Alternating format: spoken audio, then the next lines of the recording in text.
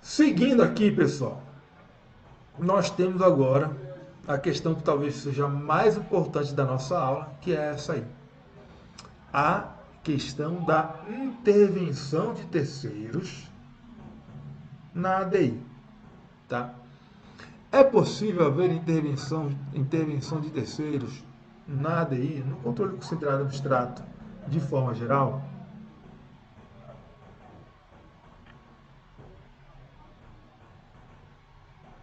Olha só. A Lei 9868, vocês já estão vendo aí na tela, fala expressamente que não se admite, olha aqui, não se admite intervenção de terceiros no processo de ADI. Tá? Então essa é a regra. Na ADI, no controle concentrado abstrato de forma geral, não se admite intervenção de terceiros, exceto a situação do amicus curiae. Então, não pode haver intervenção de terceiros em ADI, exceto o amicus curiae, certo? O amicus curiae antes do CPC de 2015 não era enquadrado como intervenção de terceiros, mas com o novo CPC passou a ser enquadrado como intervenção de terceiros. Tá? Então, regra, intervenção de terceiros em ADI, não pode. Exceção, o amicus curiae pode ingressar no processo da ADI. Como é que o amicus curiae entra no processo? Ele apresenta uma petição, pede para se manifestar nos autos e o relator do processo vai decidir se ele pode se manifestar ou não. Tá? Olha só o que fala o mesmo artigo 7º da Lei 9868. Olha só, lá no parágrafo 2º. Ele fala o relator, tá? Então é uma decisão do relator, uma decisão monocrática do relator. Considerando a relevância da matéria e a representatividade dos postulantes, poderá, por despacho irrecorrível, tá? Admitir, observado o prazo fixado no parágrafo anterior, a manifestação de outros órgãos ou entidades. Tá? Então ele poderá, tá? Ele não é obrigado, ele irá analisar e vai decidir se é caso ou não de admitir o ingresso do postulante a amicus curiae. E fala aqui o seguinte: o despacho admite o amicus curiae e é irrecorrível. Tá? Então o relator poderá, por despacho irrecorrível, admitir a manifestação de outros órgãos ou entidades, ou seja, admitir o ingresso do amicus curiae no processo. Sobre o amicus curiae, nós temos três questões importantíssimas para as provas e também na jurisprudência do Supremo Tribunal Federal, que são essas que estão aqui. Primeiro, até que momento o amicus curiae pode pedir para ingressar nos autos, para se manifestar no processo? Segundo, uma vez pedindo para se manifestar ou admitido no processo, ele pode recorrer, ele tem legitimidade para apresentar recursos, o amicus curiae. E terceiro, o amicus curiae pode ser uma pessoa física, né? Uma pessoa física pode ser amicus curiae em uma ADI, no controle concentrado abstrato de constitucionalidade. E bem, a primeira questão que nós vamos ver é essa aqui, do momento limite para a intervenção do amicus curiae. Até que momento o amicus curiae pode pedir para ingressar nos autos?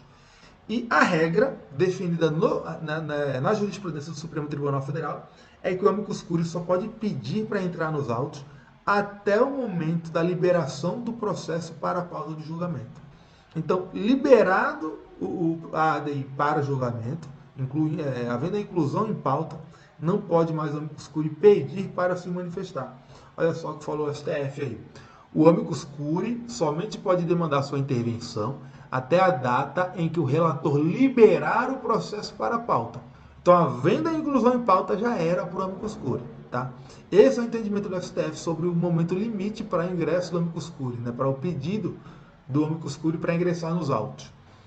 Agora, tem uma exceção, né? O STF já admitiu o ingresso tardio do amicus curiae após a liberação do processo para a pauta de julgamento. E ele admitiu por quê? Primeiro, por conta da sensibilidade da matéria debatida nos autos. Segundo,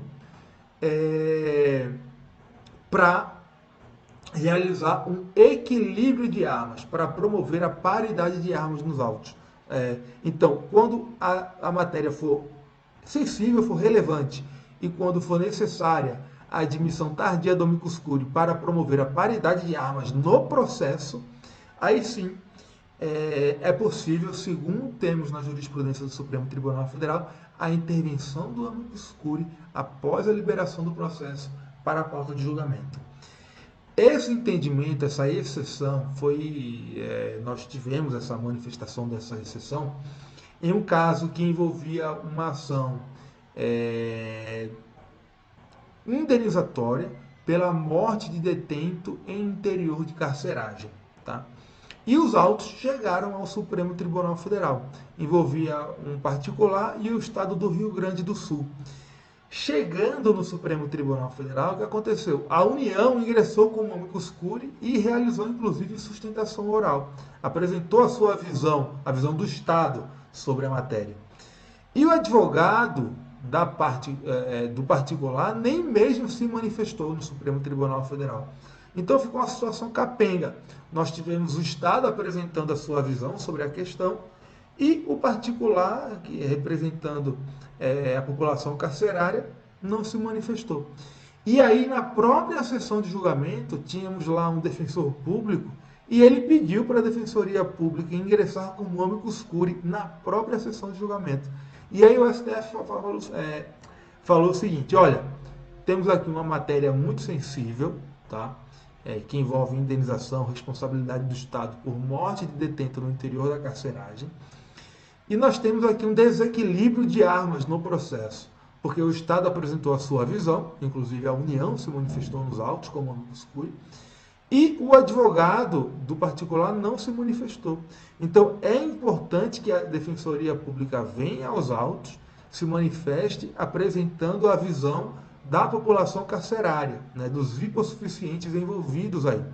Então, para promover a paridade de armas, o Supremo Tribunal Federal admitiu tardiamente o ingresso do amicus curiae, tá?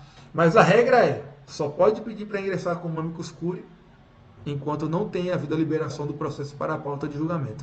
Excepcionalmente, havendo uma matéria sensível e a necessidade de promover a paridade de armas, é possível o ingresso tardio do amicus curiae, inclusive na própria sessão de julgamento, tá?